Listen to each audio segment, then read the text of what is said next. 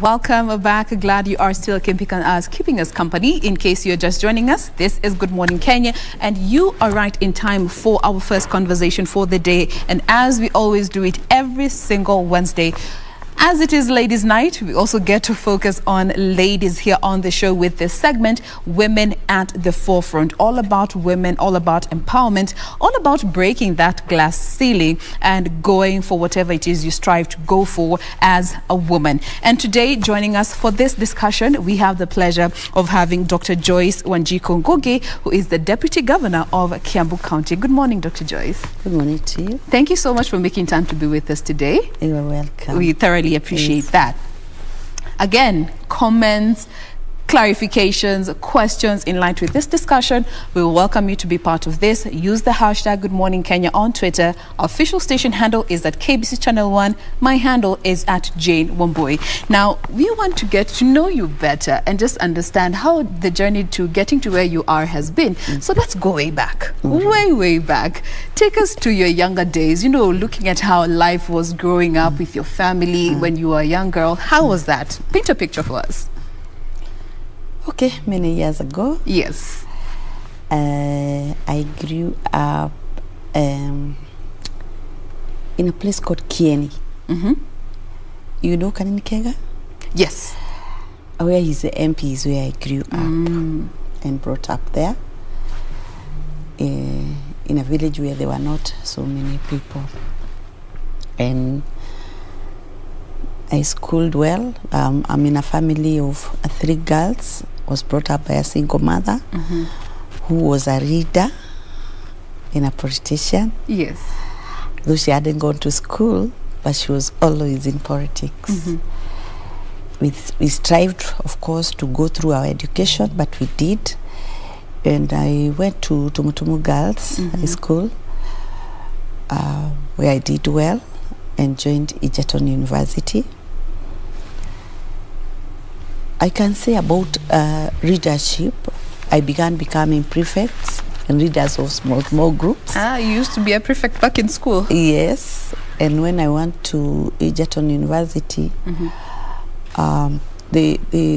immediately a group enters, they could have a number of students who used to apply to be counselors, and they become peer counselors. So I'm among those who applied, which they could take 12 per year, and I managed to be among the 12. Became a peer counselor, and that is where I started training on my counseling skills as a peer counselor. And within that period, I gained a lot on psychology. Of course, I've done teaching in the university. I also did a lot of psychology in it, which attracted me most. So even when I decided to go for my master's, I mastered in psychology. It was an easy transition into it. Yeah, it was an easy transition into it. I don't know whether I've left anything about my growing up. There could be many things. What was the dream? You know, just we all have those dreams that we aspire to achieve when we grow up. When I grow up, I want to be this. When I grow up, I want to be this. What was the dream for you? The only thing I remember, I used to tell my mother, I don't know where it was coming from, but I used to tell my mother, you know, one day I'm going to be a reader. I'm just going to be a reader. And I'll do business, but I know I'll be a reader. That is a thing I kept talking even when I was a small girl. And there it came. I think God sometimes he speaks through us. You know? Yeah. And then I also admired my mother. She worked hard, and she was a political activist. She hadn't learned much, that is going to school much, but she was a KANU member, a strong KANU member. Oh, wow. Who stood with KANU and fought for Moi. And I really admired how she was loyal and strong enough and always to the point. And of course, she was one of these people given positions in the community to lead the community. I really liked that, and so I grew admiring. And true to it, I learned a lot from her. I think it has come, a lot that I have has come from her.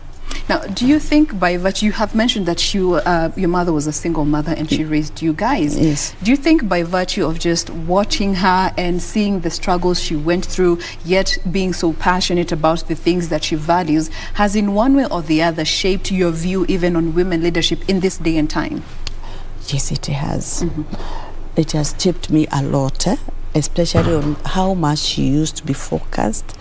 And my mother was this one that want to do things on a straight line, yes. not Hakuna shortcuts. Hakuna shortcuts. One thing my mother used to keep telling us, we were 3 girls. She kept on telling us, you people, you know, even if you're women, you have to work hard. Don't go out there and think that men are going to feed you. You have to have your own things. You have to work hard for yourself. Even when you get married, know that you have something that belongs to you. Those are words that I've never deleted. That have stuck with you today. They have stuck with me. And I've learned to work for myself. Yes. And I've learned to stand on myself whenever I am. It has also taught me to do things in the upright manner.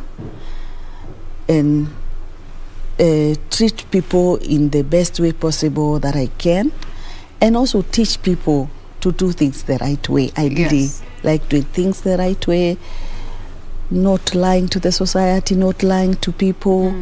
Yeah, going the straight way is a way that I really like, and I think I learned from my mother.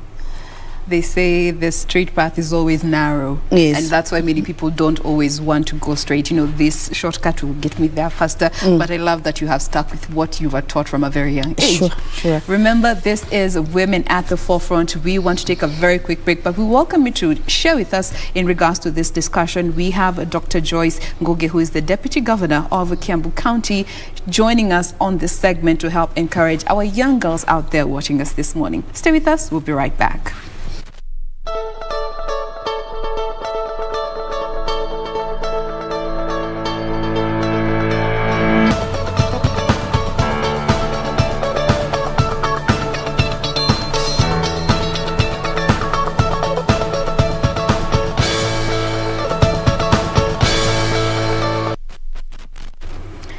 Welcome back. Thank you for staying with us. We continue with our segment, Women at the Forefront, all about women empowerment. And once again, with us in studio this morning is Dr. Joyce Ngugi, who is the Deputy Governor in Kiambu County. Now, to just pick up from where we left off, you know, and fast forward a bit. For most people, they knew you as of 2014 when you were thrusted into the political scene. But getting to that point where you actually stepped forward politically, tell us how that metamorphosized and transitioned to you coming into the political scene. Let me say, I was a community leader and a leader in my church, and I was doing a lot of community work way before 2014, yes, especially with youth. And most of the work I did with youth was in Gatundu South, because that is where I'm married. I met my husband in Egerton University, who was from Gatundu South, and I got married there. So when I trained on psychology and then I majored on drug addiction, I was helping youth there a lot. And before my husband came to think of vying, and then he thought of vying and came to vying there. So he went for an year. And after now he's passing on, these people from Gatundu knew me because I was doing community work there. And they came for me. Remember, I still had a seed, yes, which I had learned from my mother. So when they came for me, of course, it was not a good time to make decisions, because it was very early on the morning period. Yes. But then I reasoned about this life, and then I felt, if these people feel I'm the one who is going to wipe away their tears, me now, the community person I am, felt I reach out to the community. And I decided to go with my pains. Yeah. There was a lot of pains and a lot of confusions. And I went for the by-election and went for the campaigns with all the challenges that I faced. But then I didn't get it. Things happened and I had to leave it for Moses Kuria. And went back to my community work, what I was used to. But the place then gave me some work to work with children, which also give me another course now. Absolutely. Yeah. And before you even get to moving to the National Council for Children, looking at that space where you decided to go for this seat, that you felt, you know, the people have reached out to me to take on over from where my husband had left. What are some of the lessons that you learned, and especially being a woman thrusted into the political scene?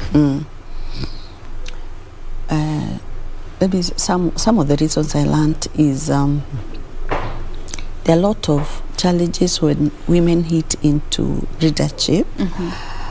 Very few people will trust you. Though I do, when Katodo people called me, a big number was in trust with me. So because of the competitors, there are a number of challenges that women will face. As compared to our male counterparts. As compared to our male counterparts. The discrimination because of gender. You know, our society will always believe leadership is for men, especially women politics. Come second. Women come second. Yes. And there are those who think when women go for politics, they are not serious. It is prostitution. It is this and that. And I faced those kind of challenges and wordings, such that some would even ask, now she's just a widow, what is she looking for? What is she should be at home mourning. And I remember there's a singer who came singing a song, formed a song, like who singer who is famous, singing that I should be home mourning. But you see, that kind of a challenge because I'm a woman. Just because you are a woman. I'm a woman and you are a widow. Yeah. But they forget that you've not died and there's life after that. Yeah. And you have children that you have to look after. Yeah, though the society expects you just stop your life there. And then there is this, I told you I'm born in Nyeri, so I'm married in Kiambu. There were those now attacking me with my locality. Wewe si wa huku should go back to Nyeri, atupei mtu wa Nyeri, which is a thing that I like talking about even today. Yes. You cannot limit where your daughters will be. And we all have daughters. And everybody has a daughter. You don't know where your daughter will be. So if your daughter closest to the other side of Mount Kenya, are you going to close doors for her? You see, those are challenges that women will always encounter where you come from. Yes. Yeah, but I tell the society, women don't have places where they belong. They can be anywhere. Yeah, of course, there are also those other insults that come to women, which hinders women from vying, because you'll be related with so-and-so is your friend, so-and-so is doing this and all that, and all sorts of names. And I went through all that. So people were looking at all these other things that in one way or the other are associated to you, but not on your merit. Yes, yes. Associated to me as a woman. Yes. And they want to bring you down. And many women face this, and they're brought down, and they're hindered from reaching their goals because of those kind of challenges. And of course, finances, because the women will not have enough finances to compete with these men. Many women are not financially independent. Yes. Tough lessons had to be learned the hard way. Yeah, tough lessons had to be learned the hard way, but I'm grateful to have learned them because we encourage another person. Absolutely. Yes. Now, from there, you were then appointed as the chair of the National Council for Children's Services. Tell us a bit about your time there. Yeah, we are now, it's a body that makes policies and advises the government on various issues concerning the rights of children. It's something that I really enjoyed, working with children in children homes and making the policies. This is where we started. When I was there is when we started a bill to change the bill that was there, so that we improve more on the rights of children. I'm so happy. The bill now is in Parliament. It's about to pass. I can't wait for it to pass. Yes. Yeah, because we've done a lot on the improvement of the rights of children, and it's a thing I like because I learned a lot about children and the needs of children. And it's actually something that I've added on my community work.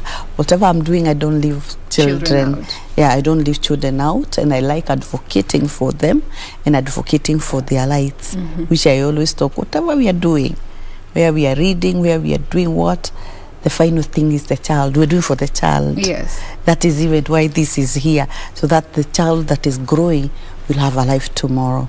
So I got an added call, which I like very much, yeah, to start with children. Beautiful. Now, looking from that time, you were busy enjoying, you know, taking care of issues that concern children, regardless of the gender, just looking at children and their needs.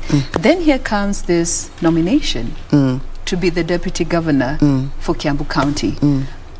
Why, is it something you were expecting? Not really. Remember, there was 2017, yes, which I also filed, and I also did make it. And where also I didn't make it, I went also back to the children department. The president took me back to the children department. Yes. I think I hadn't done bad. So it is from there now that the nomination of the DG came in. And I remember there was this, there was the case of Waitito, and then Governor Nyoro was to be sworn in, and something was crossing my mind. Do I try? But then even before I did anything, I could see my names on social media. People it was already circulating, doing rounds. Yeah, this lady. Then I thought, let me go and ask for advices from some people. Yes. And I asked, I understood, go for it. That's how now I approached the governor, and the process started. And by God's ways, I got the nomination, and I always thank the people who stood in that gap, and I thank the governor for giving me that position. Yes. Yeah, and on behalf of all the women, because we are happy when women are given positions. Yeah.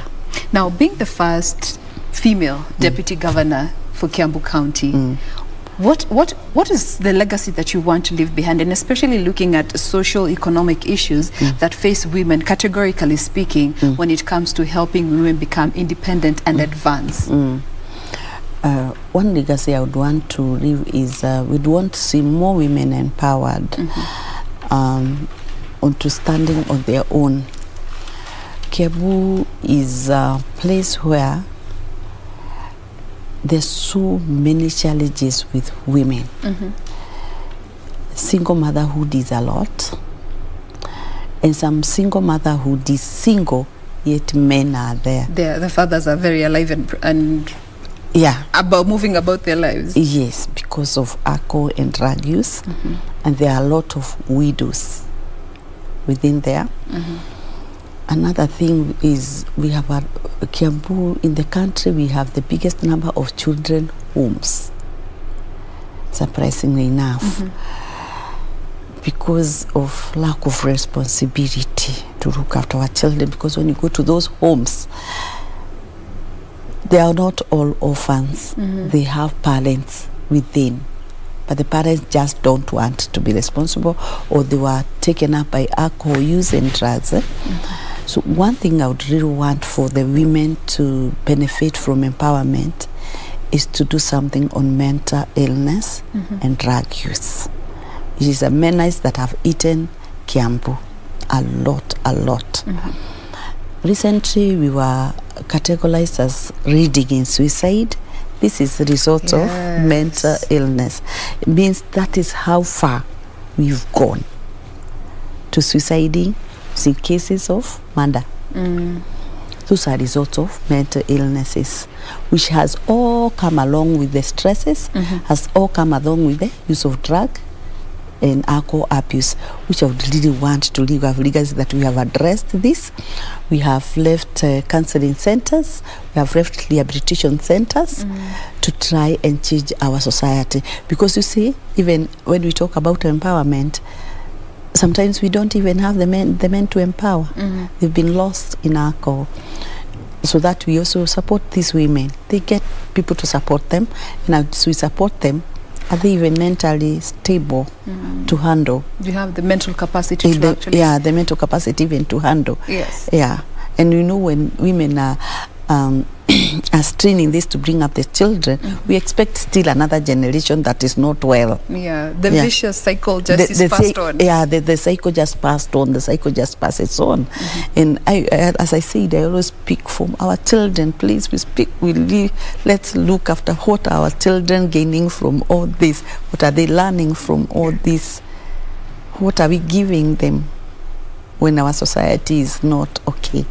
Yeah.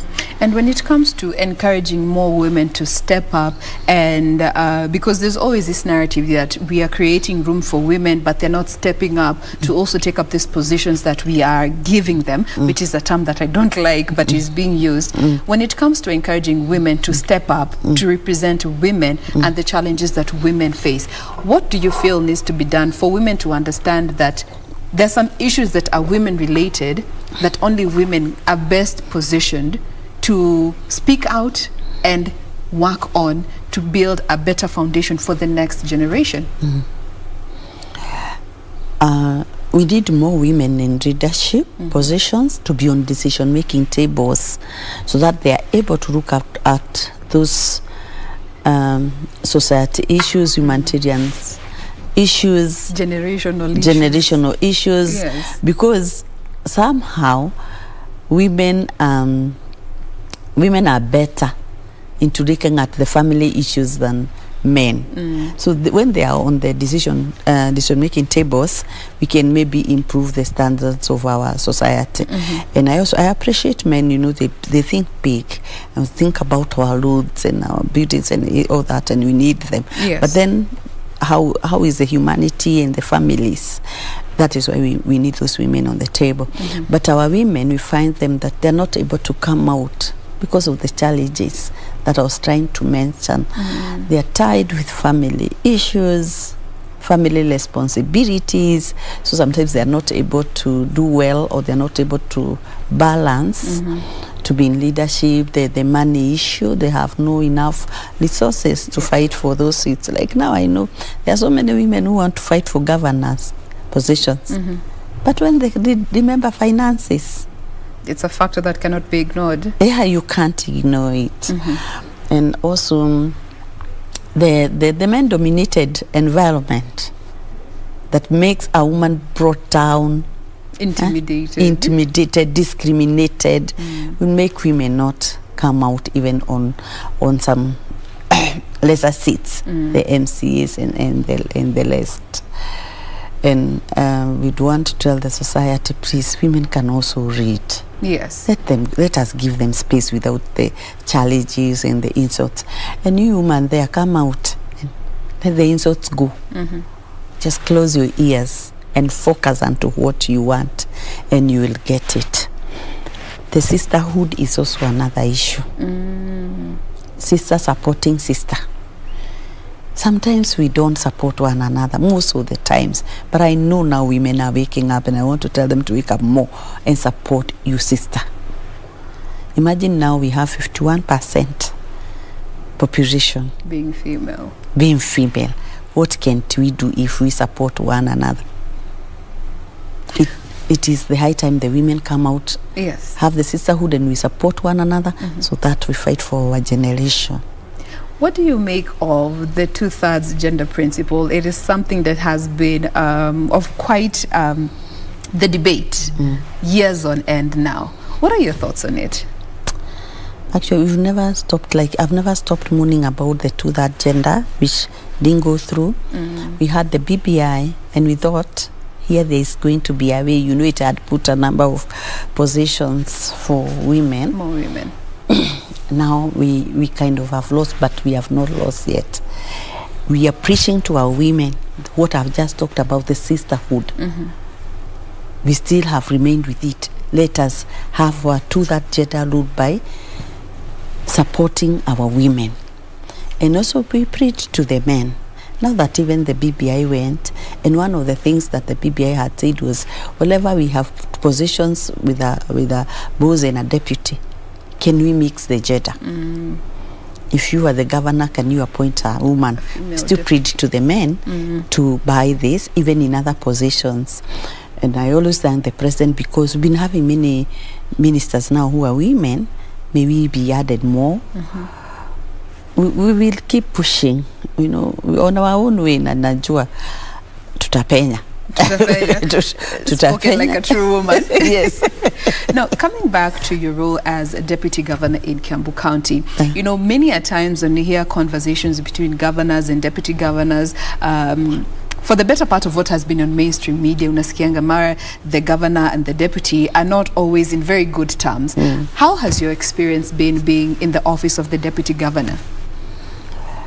Let me say, you know, when there's a post that the deputy, they can never be equal, and so you expect maybe sometimes it's not that smooth, but you have to learn your skills of taking up the positions. Yes. One, learn from what does the constitution say, or how is your position defined. If I'm defined a deputy, I'm a deputy, I'm not the governor. And funny enough, our constitution does not give a lot of work to our deputies. It has left a lot of things. And what am I supposed to do is only to assist my governor on his duties, do what he directs me, and I cannot touch what he has not directed me. Therefore, why should I not survive? I only need to do what I'm supposed to do. And when I'm not doing, I only take up my leadership qualities and do other duties, because there's a lot of community work to be done. It needs to be done. Yeah, so I can never be idle. I will always be doing duties. Today I'm here talking. From here I'll go to do a duty that the governor has sent me to do in Thika. Immediately I finish there, I'll go to my other community work in Gatundu South. I'm lashing to do something. So you organize yourself, you make yourself busy, and of course obey your boss. Yes. So in as much as there aren't many constitutional duties delegated to the office of the deputy governor, the responsibilities will never fall short of being need to be done. Yes. But in one way or the other, is the office of the deputy governor underrated? A lot. It's totally underrated. Because you'd find that in most cases they are forgotten. There are decisions being made politically and the deputy governors are not there.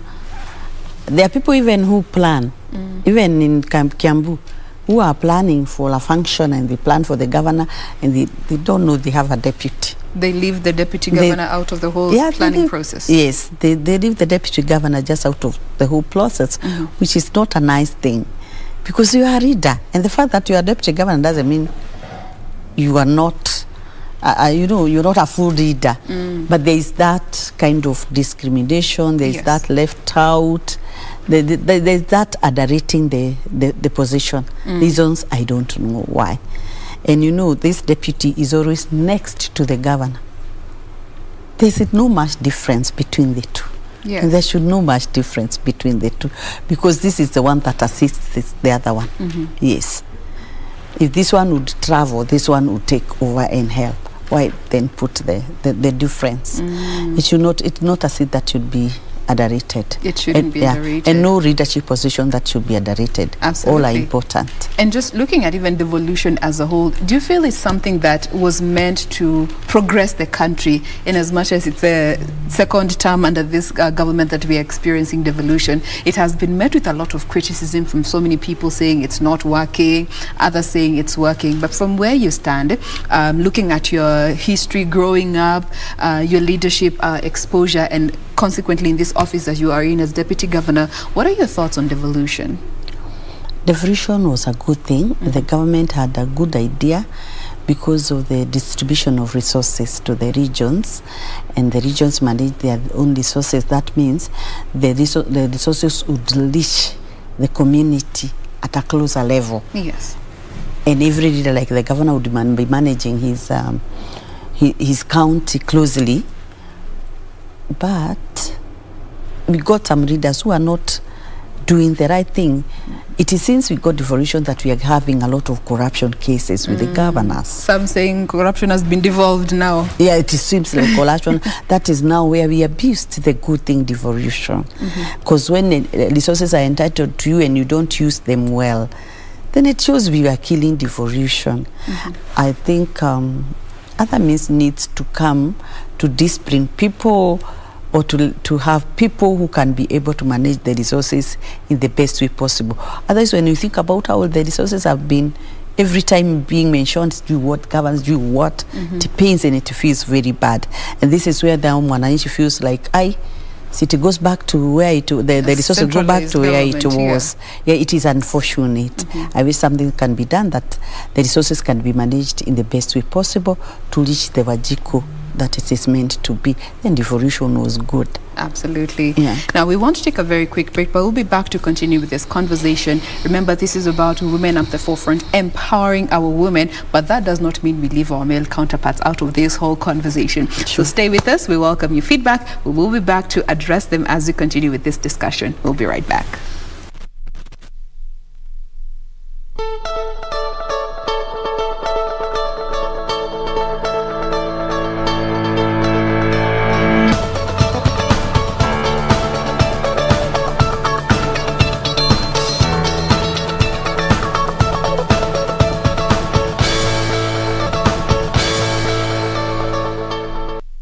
We are back. We now continue with Women at the Forefront as we also bring this conversation to a near end. We still have with us Dr. Joyce Ngugi, who is the Deputy Governor in Kiambu County. Now, before the break, we had just mentioned the male factor when it comes to women empowerment, because many a times as women, we say women for women, and for most people always look at empowerment as supporting this gender and leaving the other gender out, forgetting that we live in the same space. Understanding the role that men have to play when it comes to empowering their female counterparts, that is us women, in terms of leadership and taking up, also stepping up in the political space. What are your thoughts on that? My thought is men should support women so that they work together. And I thank God there are men who are men for she, who love supporting women, and we call upon more to support women leadership. Yes. Because I have learned that when the two genders are working together, we can achieve more. Because, you know, those are two individuals created differently. Yes. And they have different interests or different areas that one can do best. We have just talked about the family issues, the humanitarian issues, where I find women would do better as opposed to men, and men would do better on other developmental issues. Not that women can do developmental, they do, but there are needs of the society that I find men are not called for. The downward needs of family issues and the social issues. When those two readers combine together, they'll meet the needs of Wajiko in a better way. Yeah. And the person we are serving can reach either of the two. So I would advocate men, please support women so that we all have women, all genders together. And when we go on decision-making tables, we improve one another. And I'm sure the service we are going to give to Mwananchi will be better. Always men that support women, and women support your fellow women. I would really advocate that it goes hand in hand. Okay. Yes. Now, we also can't leave out the youth. Yes. They are a bigger percentage of the population as well. And just looking back to the 2017 elections, it was noted to be one that was in the books of history, given we had the largest number of youth going for political seats. Given we are right in the path geared towards the next elections, understanding that the youth also have to present themselves and their needs, we stop hearing these conversations of kazi kwa vijana, pesa kwa wazee, the youth stepping up for themselves. What would be your advice to them? We would advise them to keep stepping up, and I'm happy the way they are stepping up. Yes. I've actually seen now, the other day we were discussing Jubilee, and we think of how we blood Jubilee and bring up our Jubilee party on life. And I saw young girls, groupings, and they call themselves the young women Jubilee Kakas, and I was happy, and I really want to encourage them to do that, because once they will be embraced on the leadership, they'll also go to the decision-making tables and have their issues presented, rather than now facing the criticism we have been having from the youth. They have really criticized us. We don't think about them, we don't plan for them, we don't do this for them. Let them come so that they enlighten. You know, now this gap of generation. When we grew up, effects are being seen. Surely. As we grew up, like now Joyce grew up in the villages and all that. Now these are the youths who are growing up in a different environment with the computers, online things.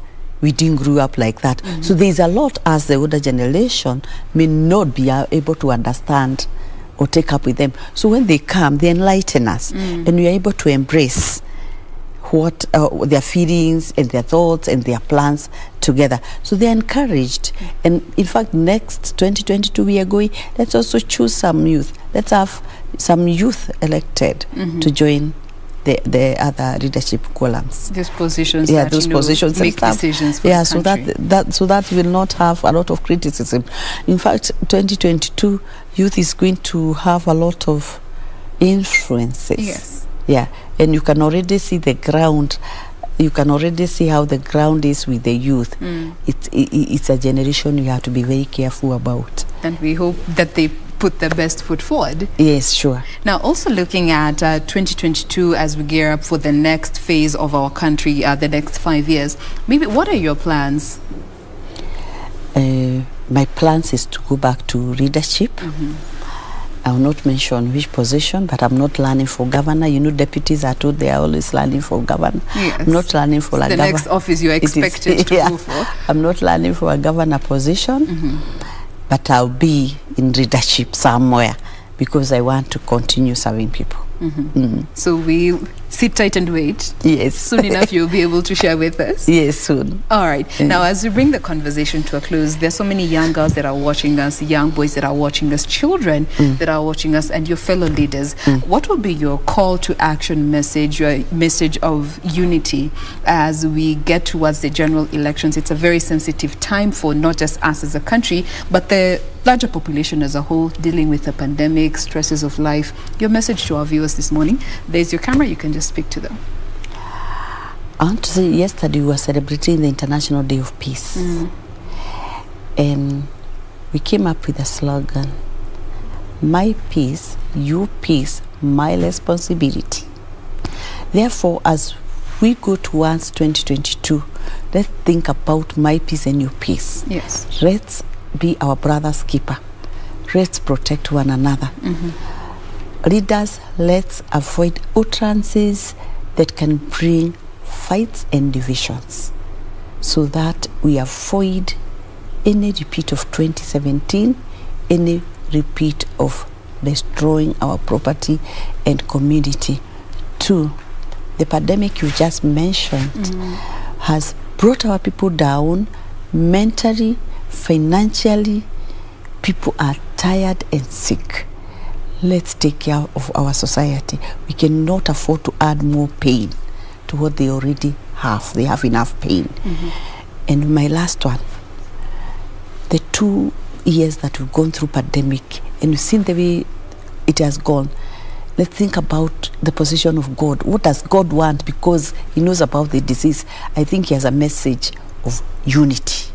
Remember, it's a disease that came and equalized everyone. Hakuna kwenda India, no going to India for treatment, no going where, everybody would get sick, all of us on masks.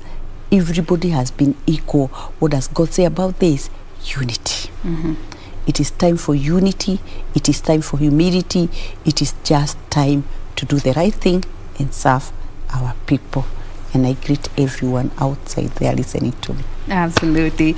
I have Sylvia who is saying she is such a soft-spoken leader. I wish we had more leaders who were soft-spoken and do what they are meant to do in the offices that they occupy. Thank you, Sylvia. All right. Yes. Thank you so much for your feed. So many people retweeting our posts that we are putting on our social media platforms, but we have to bring this conversation to a close. Again, this has been Women at the Forefront. This is a segment where we get to bring to you ladies who are going beyond the barriers that society has put for us and creating room for future generation of young ladies. With us in studio this morning, we have Dr. Joyce Ngugi.